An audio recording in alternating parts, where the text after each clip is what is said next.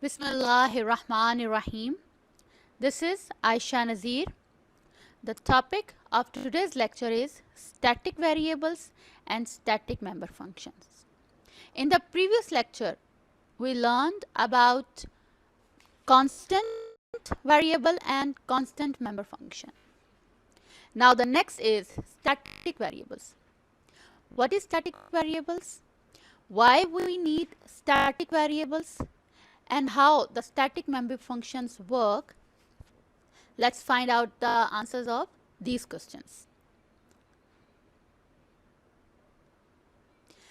Static is a reserved word, is a keyword that is used to declare a special type of variable or a function inside or outside the class.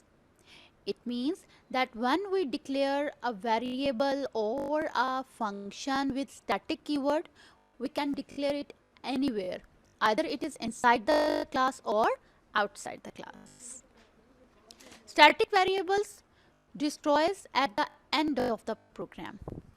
It means that we initialize the static variables and its scope is throughout the program lifetime, and it destroys at the end of the program.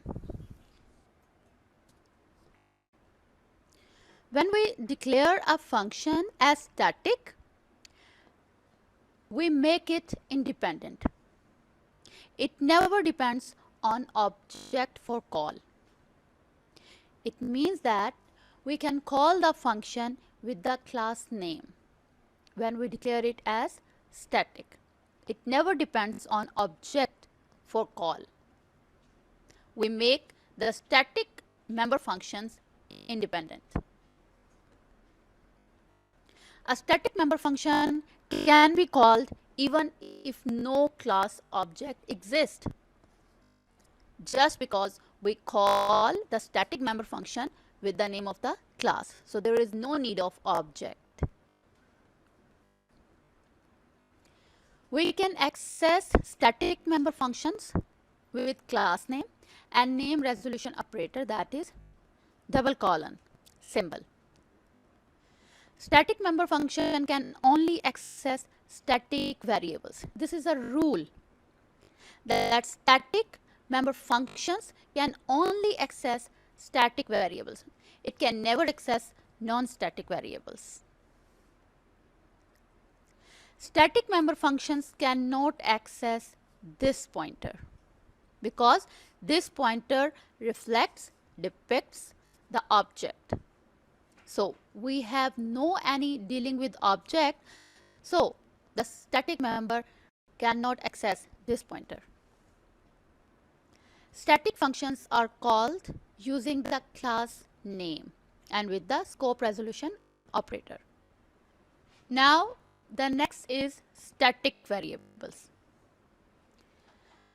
Static, as we know, that is a reserved word that is used to tell the compiler that this variable is class variable whose value remains fixed throughout the program. Its value never changes when we defined once throughout the program. Static variables defines only once and they remain same till the end of the program. Static variables belongs to class, not to object. That's why static variables called class variables, not the instance variable. Static members have program lifetime scope. It means they destroy at the end of the program. So they have program lifetime scope. Static variables store on heap, not stack. Keep in mind that static variables stores on heap. Static variables hold its value till end of the main function. Once we assign the value, we initialize the static variables. It keeps its value till the end of the program and even during the function calls. static variable default value is 0. If we never initialize a static variable, then its default value would be 0. Let's see the syntax of static variable. Syntax of static variable is very easy. First, we have to write the keyword reserved word static and then the data type, and after the data type we will write the variable name as static int a is equal to 10. It means it's a static variable that holds value 10 in a during the lifetime of the program, and the value of a, that is 10, will be destroyed at the end of the program. When using static variable, we have to tell compiler explicitly that we are using static variable in program by writing a single statement as, first we will define the data type of static variable, and then class name followed by scope resolution operator and then the variable name. For example, same like in the above example, int is the data type of variable. Test is the name of the class. Means this class has a variable of int type, and what's the name of the variable? After the scope resolution, we will write the name of the variable as a. It will tell the compiler that we are using the static variable in the class. If we will never write this statement, then it will generate a undefined reference error at the compile time. So we must have to write this statement to tell the compiler explicitly that we are using static variable in program.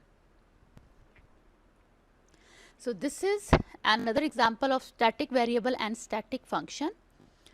First we will write the static keyword and then int b.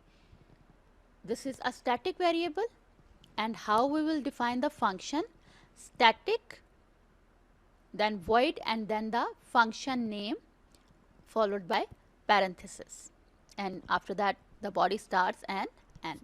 This is the syntax of static variable and static function. And we also have to write the variable definition to tell the compiler. So how we will write it as int static function is the name of the class and then the scope resolution operator, and we will define the variable that is b. So let's understand more precisely with an example. This is a simple example of static variables and functions. First of all, we define a class which name is static function, and under the public section we created an object, we created a variable int b with static properties. So it's a static variable. After that we created a function whose return type is void. The name is increment b. What it will do, it will simply increment the value of b and then the b plus plus, that is increment operator. After that we created another function, but this is a static function. The first one was a simple function and the second one is the static function.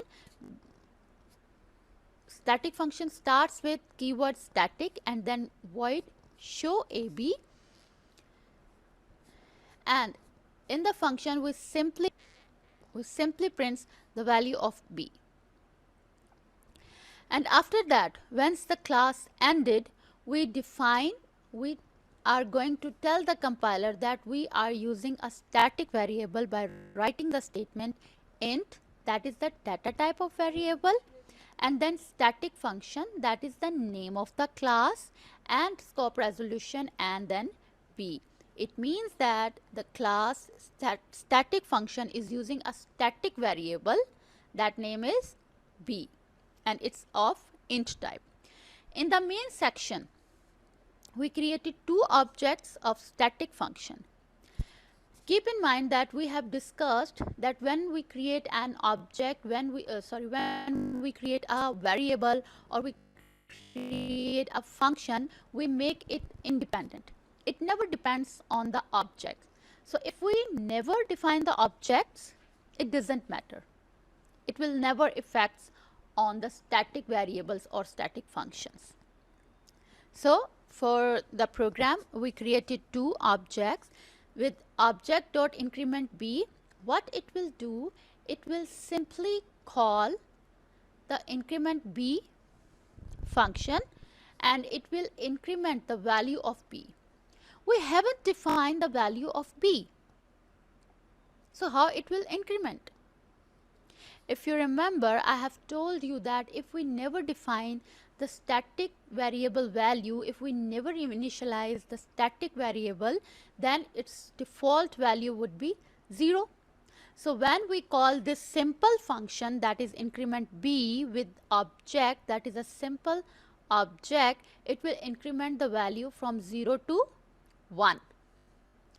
And after that, we call it with object 1, that is the second object, and it will again increment the value of b, that would become 2. So now if we call static function, that is the class name, followed by scope resolution operator and then show ab, that is a static function. And when it goes to into the static function show ab, it will print the value of, which will show the value of b. So this is all about